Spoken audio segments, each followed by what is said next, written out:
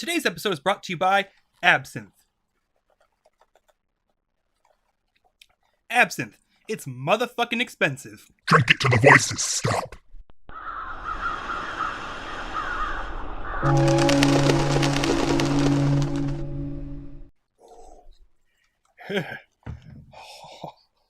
I'm pretty much omniscient, so when I tell you to think of a great Western RPG, you probably think of Daggerfall, and rightly so. But you may also think of Morrowind, Ultima Underworld, Diablo 2, System Shock 2... 2 hours later. Deus Ex, Planescape Torment, and you'll probably also think of Fallout. But what about Dragon's Dogma, huh? Why didn't you think of Dragon's Dogma? And its expansion Dark Arisen.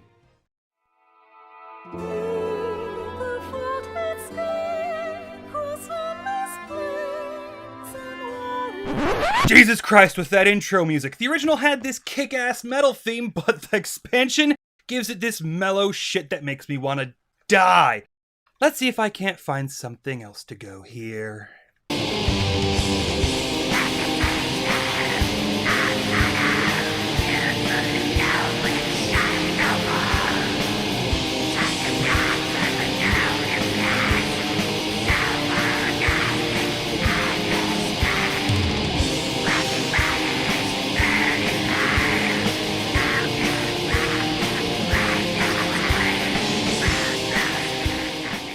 The triple D followed by a solitary A starts us off in the middle of assaulting a fortress and killing a chimera. We then start making our way up to face the dragon when it cuts out. It then decides to cut ahead in time to the sky giving birth to the dragon and us taking him on head on. He kicks our ass, steals our heart, and eats it, thus binding our fates together. Wait a minute, this is just the plot to Dragonheart in reverse. Hey now, I think I'm onto something. No offense to the voice actor who did a phenomenal job voicing Grigori, but how awesome would it have been for the dragon to be voiced by Sean Connery? Shaken, not stirred. Dumb things pouring out of me aside, yes, we survive. Meet we can only be described as a magical race of mindless slave people who bind themselves to your will, like you're a walking fuck dungeon, and make our way out into the world to see just what the hell kind of can of worms we opened here. The story is mostly irrelevant to the discussion of the game. Simply put, if you're running through it ASAP, it's a little on the short side, absolutely fantastic, but it's also going to be a little on the brutal side if you go down that route. No, the true meat of the game is going to come in quite literally everything else you do. Did you guess that there, Mr. and Mrs. Genius with your PhDs and knowing what an RPG is? Huh? Could you have possibly predicted that the main story is kinda short, but the overall game is supplemented by a wealth of content? Well, good for you! Some of us were born blonde. It's really one of those things that goes without saying, so let's get a bit methodical and break this bitch down into segments to hopefully stay on track better than I usually do. Hey! Could you have guessed that there are roughly 36 billion quests in this game? I bet you could have. Well, you'd be right, my friend. Quests are plentiful, and you get them from untold numbers of sources. Whether they be storyline, quest boards, merchants looking for dumb shit, or some schmuck looking for a book. In this essence, the game gets a little MMO-ish, but not in the way a certain game that rhymes with Dragon Age Inquisition, good rhyme, gets. The laundry list of kill X or collect Y of Z are actually pretty simple. Most will be completed as you play other quests, and on top of their base rewards, simply fulfilling them will usually help you acquire materials for crafting and upgrading items. The rest of the quests revolve around investigation, assaulting fortresses, exploring dungeons, and slaying such magically maniacal beasts. Most of your collection quests will stick around until you move into New Game Plus, while most others will be your standard fare. However, there are also time-sensitive quests that usually revolve around side stories, the waifu mechanics, or simply give you loot. Completing some quests will open more, have an effect on story quests later, and in many cases open up new items for the shop on top of what you unlock just from progressing through the game. Gone are the days of its contemporaries wherein Skyrim just gives you a bunch of stupid menial shit to pad out runtime. DD presents you with actual shit to do and see.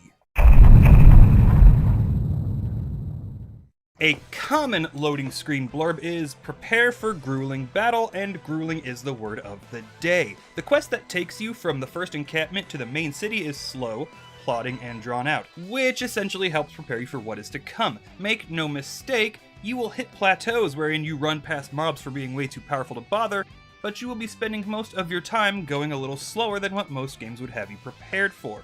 Taking areas too quickly can see you running into a mob or monster you weren't prepared for, being stuck in a heinous fight, and risking losing a shitload of resources or even progress. Enemy types level up with your game progress, both in level and in story, helping ensure that you will always have something not just to do, but that it won't be a gigantic snore fest halfway through the game.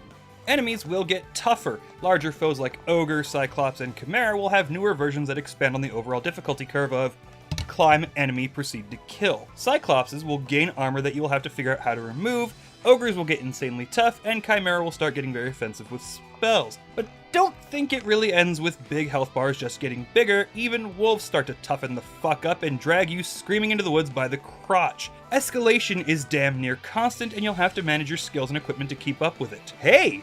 What a wonderfully convenient segue into our next segment. Question, me hearties! How tall is your character? How buff did you make them? Well, that will affect how much garbage you can carry around with you.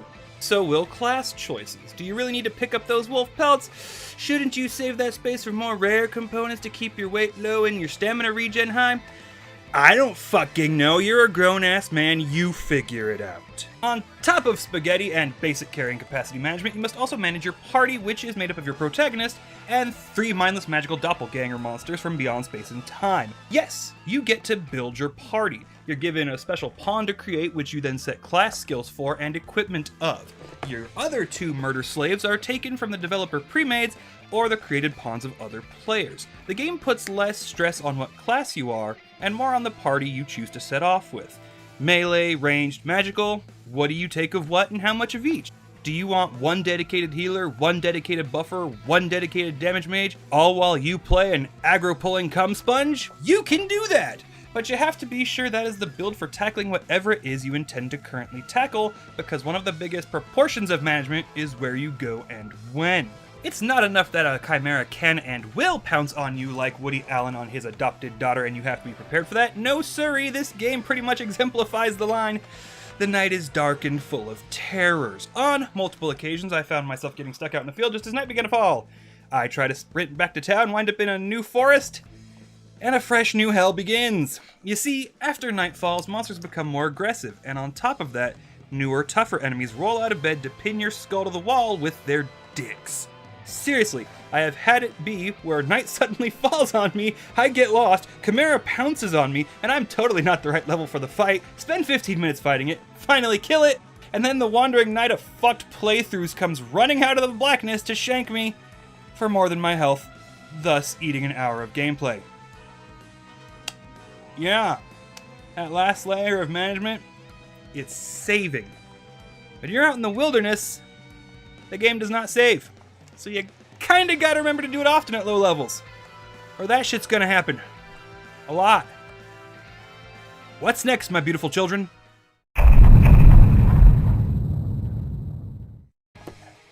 Equipment, my lovelies! Yes, equipment. There is a goddamn Sears catalog of clothing, armor, rings, cloaks, weapons, curatives, items to buff you, and tools for you to find and put to good use. Yes, much like Dead Rising, this game is meant to be played through more than once, and as such, you're not really going to get your hands on all of it in one playthrough. However, there is a problem with a massive amount of equipment available, and that's its unlock rate.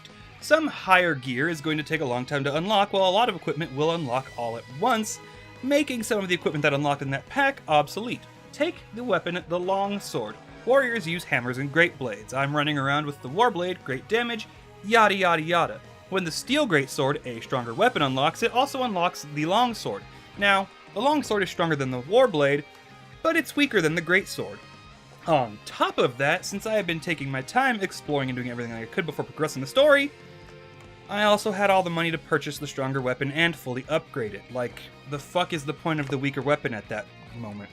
Just as Mario Odyssey can have far too many moons that many become blind tedium, the absolute wealth of content to play and equipment to unlock makes a great deal of it redundant. The best you can really go with is figuring out upgrade paths and just kind of play with what you like until you absolutely need the best. It's confusing and a little bloated, but everything looks kick-ass.